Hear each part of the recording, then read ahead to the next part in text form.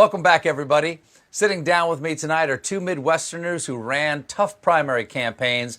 Please welcome Senator Amy Klobuchar and Mayor Pete Buttigieg. Senator, Mayor, thanks so much for being here. Good to be with you. Thanks for having us. Great.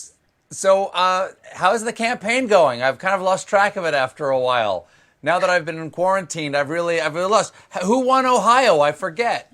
Oh, I think Joe Biden just did that, but if you noticed, we aren't running anymore. Well, no. Okay. Well, everybody's stuck at home. How are you handling it?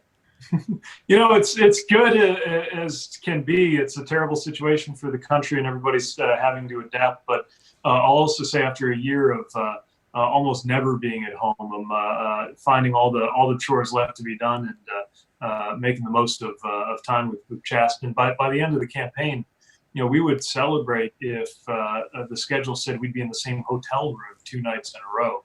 So it's a big mental shift to go back to being in the same place all the time, but in some ways healthier than campaign life. Well, now that you're all at home with your families, is everybody getting on each other's nerves, or is it all running pretty smoothly so far, Senator? Well, I have my husband's here, of course, having recovered from coronavirus, with the only lasting symptom being that it appears he can't clean the basement because he says it's too dusty. And it's going fine. I will say I tried to engage them in one of my favorite pastimes, which is playing Scrabble. And for days, yeah, they said, oh no, the board is too small. We just have a travel one. So unbeknownst to them, I got on their web. I found a really big Scrabble board. I got it. I ordered it. I went upstairs. I showed it to them, and they were crestfallen. And it was at that moment Why? I realized, Are you a particularly vicious Scrabble player, Senator? yeah, Pete would be shocked by that I'd be competitive. Competitive? Well, what? No. Well, Mr. Mayor, go ahead, Senator. Yeah, I always win. That's the thing. I always win. And All right. So they don't really like playing with me that much. They did one once on a German version. But it was, so that's why no one will play with me. And so that's my situation. I've got this huge Scrabble board and no one to play Scrabble with. Well, Mr. Mayor, you should challenge the senator to play a Norwegian version, because I understand you picked up some Norwegian just to be able to read some novels. What's your go-to game at home? Yeah, I got to think there's extra points for the O with the slash through it. I'm going to look that up. Sure. Now here at home, we got. There's more points than Buttigieg on Scrabble. Not that I noticed that or looked that up.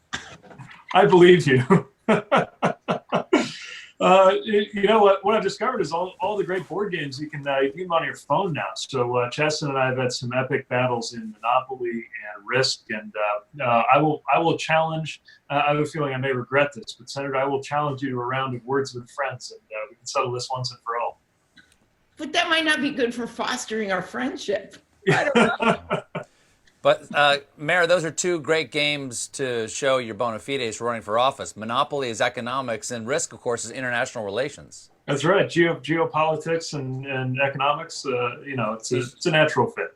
All candidates. Just replace the debates with that. That would be a lot of fun. A friend who was a board game enthusiast actually brought me this collectible game he found called Campaign, and you run for president. I remember thinking, it's fascinating that you found this, but also this is the last thing I would want to do with whatever few minutes of spare time we get. Senator, I want to ask you about your husband, John. As you said, for the people out there who don't know, your husband just recovered from COVID-19. And aside from milking this thing so he doesn't have to clean the basement for the next couple of years, how is he doing? He's doing so much better. And our experience was, like so many other people's, he couldn't get the test back for 6 days. He had a high temperature for over 10 days, over 100 degrees. He luckily decided, it was at the end when people were still going to work, and he didn't go to a work meeting with the other teachers, which was so good. He would have gotten other people sick. And then he ended up going to the hospital. I kept bugging him, this sounds really bad. After he's coughing up blood, finally he goes in, and that's never a good sign. No, he had severe pneumonia. His oxygen level was at 70. And so he was in the hospital for 5 or 6 days. And, we saw the same thing so many people see. you want to hug those healthcare workers and you can't. They're the ones that are holding the phone up by his ear. And also you can't hold your loved one's hand. And for so many people, it's so much worse. He took a turn for the better on about the 5th day. But it's such an unpredictable, scary disease. You just don't know how it's going to hit and how each person is going to handle it. So it's made me really devoted to the testing and doing everything we can to get a vaccine. There's still so much that we don't know about this virus. We don't really know the fatality rate yet because we don't have proper testing to know how many people have actually contracted it. But we know that it's affecting the economy of the United States. There's just been released that I think it was 4.8% reduction in the GDP over the last 3 months, and that's really only the last few weeks of that were actually affected by the COVID-19 pandemic. What do you think about the president ordering the meatpacking plants to be reopened in the United States? You're both from Midwestern states. That's meat country. What do you think this was the right thing to do? Well, I think, first of all, just in Minnesota, we had one of the major plants, and I know Pete has had the same thing happen in Indiana, where a bunch of the workers have gotten really, really sick. And I think you've got to fix that first. And you've got to do everything you can to get the testing and the tracing. And of course, we want to reopen these plants. This is how our farmers in Minnesota and Indiana and other places, our hog producers, make a living. So we've got to get that done. But again, I keep going back to the fact that when you look at other nations that have gotten on this quicker, it's all due to testing. And we've got to get testing, antibody testing, so you can figure out, like Mayo Clinic's doing right now, if people have had it before. And that's when you bring the workers back, when it's safe. I think that's exactly right. I mean, this is an example of what's happening more broadly in the economy. The question isn't whether we want to reopen. We all want to reopen. The question is how to make sure we can do it safely. And I love a cheeseburger as much as the next guy. And certainly it's very important to us here in the Midwest to make sure that the agricultural sector is supporting and is up and running. But I got to ask, with the president acting so quickly to use his powers to order these plants back into business, why was he so slow to use those powers at a time when they could have helped us generate more protective equipment and other things that were needed earlier in this crisis? Well, now, Senator, I know that you sent a letter to Secretary Mnuchin asking for better management of PPP loans and the program. What response did you get? Well, we haven't gotten a written response. I got 21 senators with me on it. And I will say that the next day, they then started an audit to look at some of the loans, and especially the bigger loans of over $2 million. The problem here, of course, is that you've got to be able to enforce these programs. And one of the things that Pete and I both admire about Vice President Biden is that when that recovery money came out, when we had the last downturn, he was in charge of making sure the money went out to the people that were supposed to get it, and that there wasn't a bunch of fraud and corruption.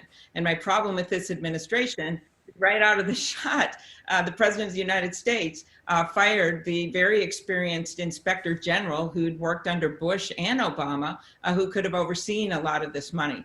What kind of oversight is there now of the PPP program? Well, right now, the administration is charged with that oversight. And of course, the banks are giving these loans out. And one of the things that really bothered me and many others is that the banks were giving preference to just the companies that they had relationships with. That leaves out a whole bunch of barbershops and flower places and small business owners, especially in the minority community, that need the help. And so there's got to be more oversight in terms of, do you really deserve this money? Do you really qualify? Are you getting multiple money from different banks? All of this is going to have to be a focus of oversight from Congress going forward. It seems like a good program. Hopefully it will have oversight because if I'm not mistaken, so the PPP is you apply for the loan. If you keep your employees at work for, is it 90 days or 120 days? Do you know?